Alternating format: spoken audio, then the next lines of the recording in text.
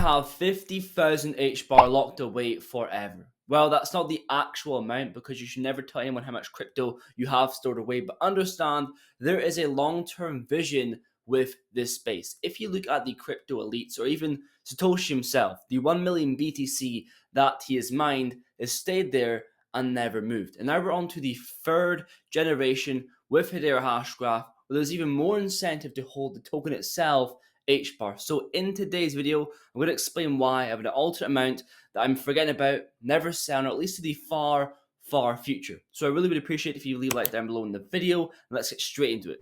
Okay, so I view the holding HBAR rather as an asset than a currency because I do not trade with it. I do not juggle with diamonds. Also, when we look at cryptos that have survived multiple runs like BTC or ETH, they have had higher highs and higher lows every single time, like in 2018, 2020, 2022, and it's shown that individuals who have bought these cryptocurrencies held a portion of their bag, of their portfolio, on the side that they never sold was very advantageous, and they became the most wealthy. And something that is very advantageous with HBAR is we are pretty much the same lows of the previous bear market. That is rare with other projects. Obviously, the supply has a part to play with the circuit supply being increased due to unlocks, but the point still stands. Compared to a project like QNT, we will never see the lows of the single digit ranges again, but we have the opportunity with HBAR. And when it comes to the strategy, I personally keep 10 to 20% on a separate cold wallet that I never plan to sell. I do this with a decent hardware cold wallet because that's, for me, its sole purpose to do that, to store those funds that I never sell. And if you're interested in getting one, there are links in the description, discounted links in the description. And another reason why I will never sell is because I don't see an outcome other than favorable, especially in the long term. These companies are not just partnerships that have been announced and we hear no other improvement from. These companies are actually involved, right? They're running a node and they are contributing to the network. And remember that the total governing council revenue is in the trillions of dollars. And Hedera is convinced some of the world's leading organizations to hop on board. For me, as an individual investor, it would be silly not to as well. And as an individual investor, tokenomics should be a focus, and they are. And a big critique I always see with HBAR is that the tokenomics are poor. It shows they have not read the white paper or are aware of the release schedule. By the time the bull run approaches, we should be over 70% circulating, and that is better than the majority of projects in the top 100. It's perfectly aligned for the long term. And another reason is staking, more so native staking. But there's hacks every day with crypto, funds stolen on exchanges, and let me tell you, let me be honest here, Finance tomorrow could offer 50% APY on HBAR.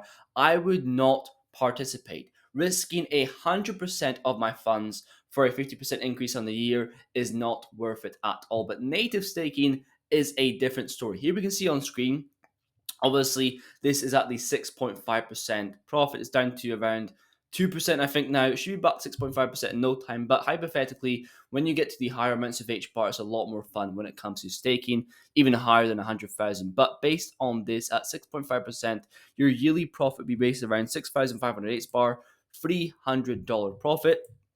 If you had it all the way to the $1 ranges, that would be more than your original investment if you stuck it through. And the last and final reason is that QNT and HBAR in the public portfolio and my private portfolio are the base of the portfolio. My safe bets provide overall structure, but both providing aggressive returns, but my safe long-term holds. That's why I'm buying more HBAR right now in today's video on the exchange Qcoin.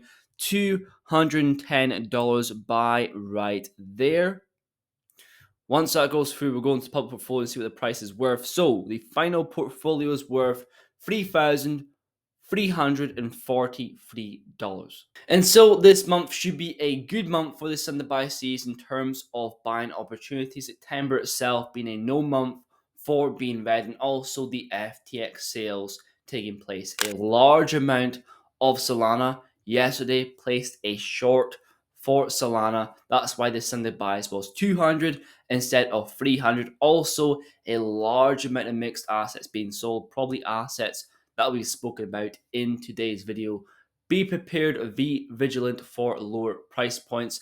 Go in coin market cap, set the notification bell, set price alerts so that you're alerted when you're at work or before you go to bed, or just set up limit orders for the price points that you want to be hit. It's all in line with the ETFs. Once they are approved, these organizations getting in Bitcoin assets at lower price points. It's the way it is. It's the way it's always has been, but it is what it is. Let me know down below what you're currently buying today or what you're going to buy in the month of September. Really interested in your comments down below. But if it's far, thank you very much for watching. Please leave a like down below, and I'll definitely see you guys in the next one.